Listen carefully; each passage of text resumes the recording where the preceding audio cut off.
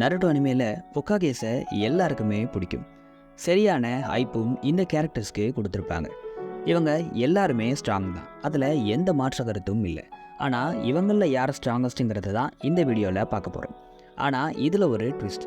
வழக்கமாக பண்ணுற மாதிரி இல்லாமல் இந்த கேரக்டர்ஸுடைய ப்ரைமை வச்சு தான் இந்த கம்பேரிஷன் இருக்க போகுது. 8th பிளேஸில் இருக்கிறது ஷிகமாரு. அஃபிஷியலாக இன்னும் ஒக்காகே ஆகலைனாலும் ஷிகமாரு தான் இப்போதைக்கு ஒக்காகே. ஐக்யூ லெவல் ஷிகமாருக்கு இப்போவும் அதிகம் தான். ஆம்னிபொட்டன்ஸ் மாதிரியான ஓவர் பவர்டான காட்ஸ் எபிலிட்டியவே பீட் பண்ணியிருப்பார். ஆனால் பவர்அப்ஸ்க்கு ஷிகமாரு கிட்ட எதுவுமே இல்லை. ஷிப்புடனில் பார்த்த அதே ஷேடோ பொசிஷன் ஜுட்ஸு தான் இருக்குது. இதனால தான் ஷிகமாருக்கு 8th பிளேஸ். 7th பிளேஸில் இருக்கிறது சுனாடே. அண்டர் டீலிங் தான் சுனாடேவுடைய ப்ரைமாக நம்ம பார்த்தோம். அதுக்கு மேலே இவங்களுக்கு எந்த பவர்அப்ஸும் இல்லை. என்னதான் பெஸ்ட் மெடிக்கல் நிஞ்சாவாகவும் வெரைட்டி ஆஃப் ஜுட்ஸுவை வச்சுருந்தாலும் சுனாடேவுடைய டாப்பில் இருக்கிற ஷினோபிஸை விட இவங்க வீக்காக தான் இருக்காங்க. இதை நீங்கள் அக்செப்ட் பண்ணி தான் ஆகணும். 6th பிளேஸில் இருக்கிறது டோபிராமா. என்னப்பா என் தலைவனையே 6வதுல போட்டு வச்சுருக்கேன்னு கேட்காதீங்க. டோபிராமா ஸ்ட்ராங்கான ஷினோபி தான். எக்கச்சக்க ஜுட்ஸை கண்டுபிடிச்சிருக்காரு தான், நான் இல்லைன்னு சொல்லலை. ஆனால் அவருடைய ப்ரைம் அந்தளவுக்கு ஸ்ட்ராங்கானது இல்லை. டோபிராமா பெஸ்ட் ஒக்காகேங்கிறதுல எந்த டவுட்டும் இல்லை. ஆனால் டாப்பில் இருக்கிற ஒக்காகேஸை விட கண்டிப்பாக ஸ்ட்ராங் இல்லை. 5வது இடத்துல இருக்கிறது இருஜன். டோபிராமாவை விட இருஜன் எப்படி ஸ்ட்ராங்னு சொல்கிறேன்னு கேட்க வரீங்க, புரியுது. ஆனால் இருஜன் மாதிரி சீரீஸில் ஒரு அண்டர் ரேட்டடான ஷினோபி யாருமே இல்லை. ஆஷிராமா டோபிராமாவை விட இருஜனுக்கு ஸ்ட்ரென்த் அதிகம்னே ஒரு இடத்துல சொல்லியிருப்பாங்க. அந்தளவுக்கு இருஜன் பவர்ஃபுல். அவருடைய ஓல்ட் ஏஜில் ஒரோச்சிமாரு, டோபிராமா, ஆஷிரமான்னு எல்லார் கூடயும் ஃபைட் பண்ணியிருப்பார். என்னதான் டோபிராமா ஆஷிரமா அவங்களுடைய ஒரிஜினல் ஸ்டேட்டில் இல்லைனா கூட அந்த ஃபைட்டில் நிறைய ஃபோபிடன் ஜுட்ஸுவெல்லாம் யூஸ் பண்ணியிருப்பாங்க. இருஜன் அது எல்லாத்துல இருந்தும் தப்பிச்சிருப்பார்.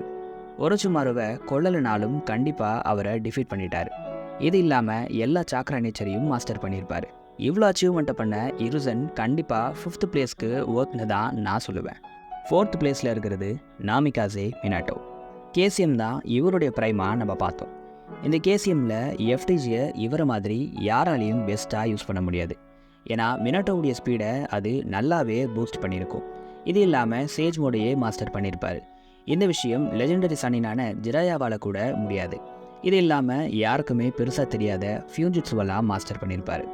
3rd பிளேஸில் இருக்கிறது காட் ஆஃப் ஷினோபியான ஆச்சரமா தான்.